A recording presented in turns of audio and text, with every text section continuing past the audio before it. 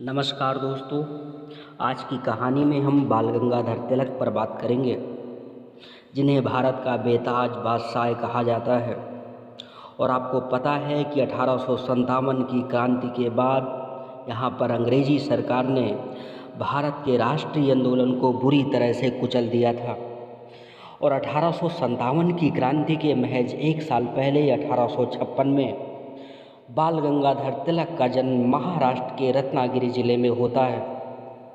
और महाराष्ट्र के रत्नागिरी जिले में ही एक और महापुरुष का जन्म होता है, गोपाल कृष्ण गोखले। और गोपाल कृष्ण गोखले एवं बाल गंगाधर तिलक दोनों में बहुत सारी समानताएं हैं। दोनों का जन्म रत्नागिरी जिले में हुआ और दोनों आगे चल कर के गणित विषय के साथ अपना यहाँ पर अध्यापन का कार्य करने लगे।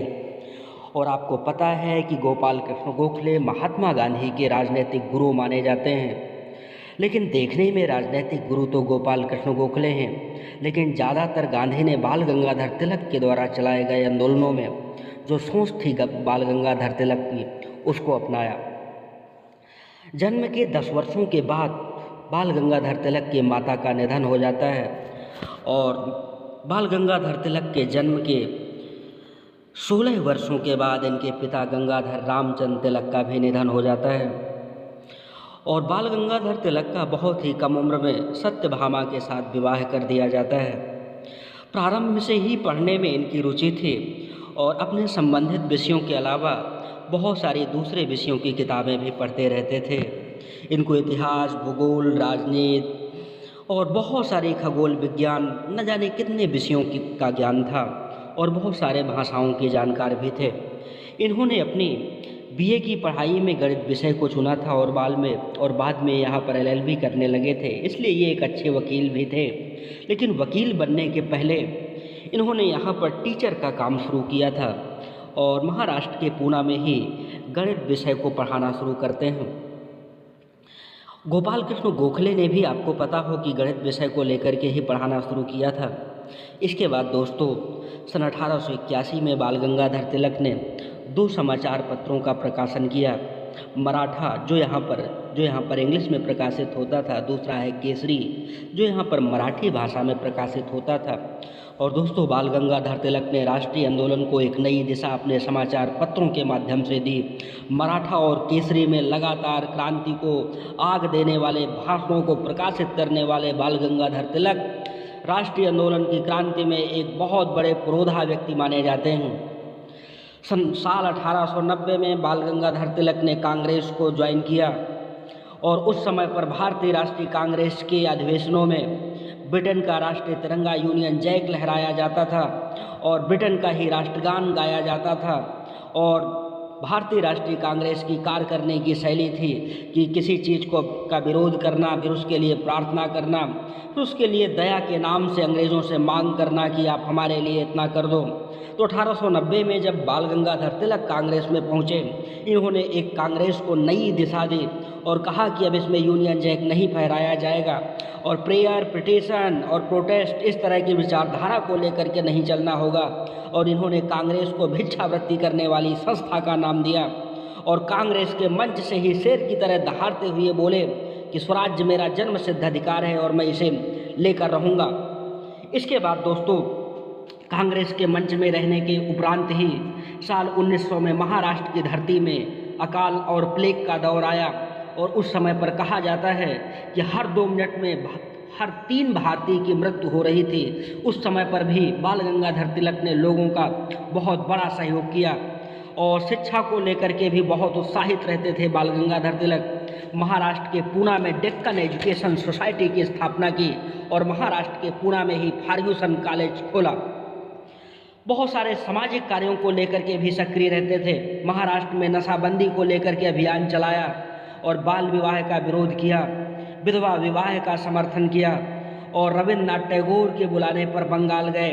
और जैसा कि महाराष्ट्र में इन्होंने शिवाजी उत्सव और दूसरा गणेश उत्सव को शुरू किया था, इन दोनों उत्सवों का प्रारंभ जो है यहाँ पर बंगाल में भी कराया।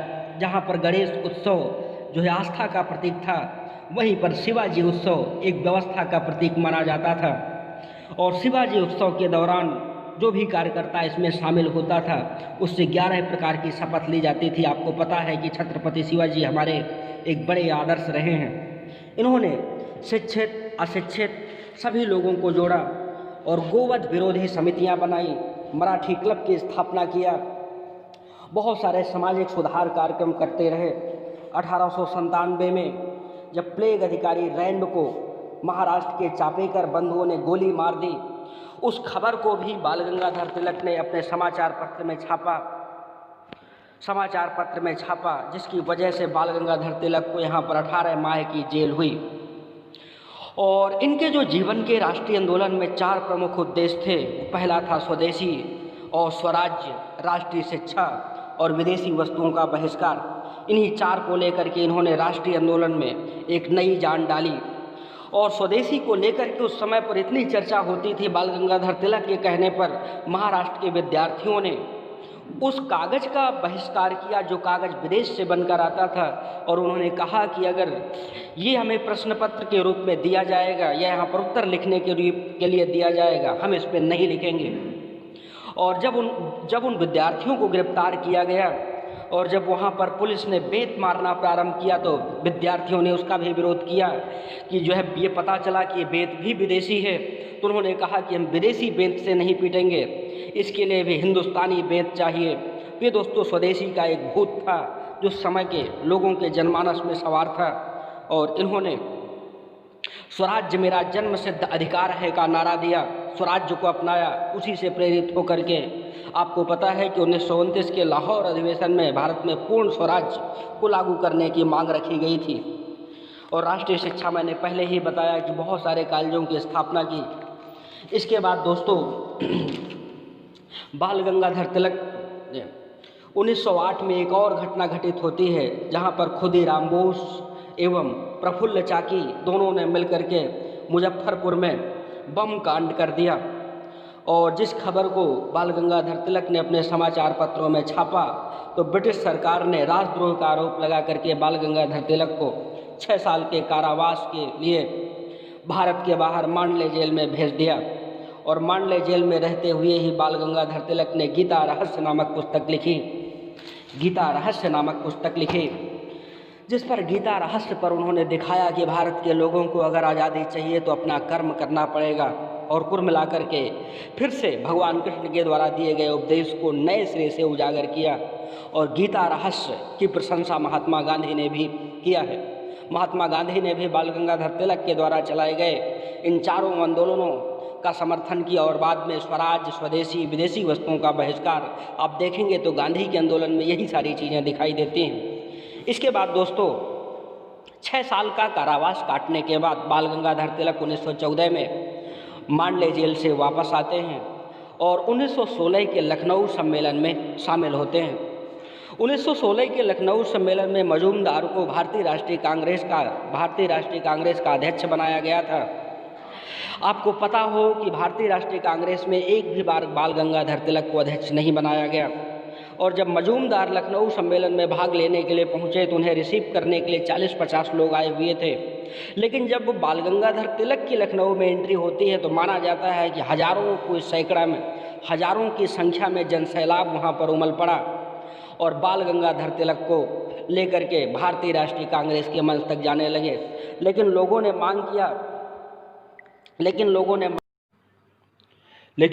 मांग किया कि इनको भी उसी गाड़ी से लेकर जाया जाए जिस गाड़ी से आरसी मजूमदार को लेकर के जाया गया है।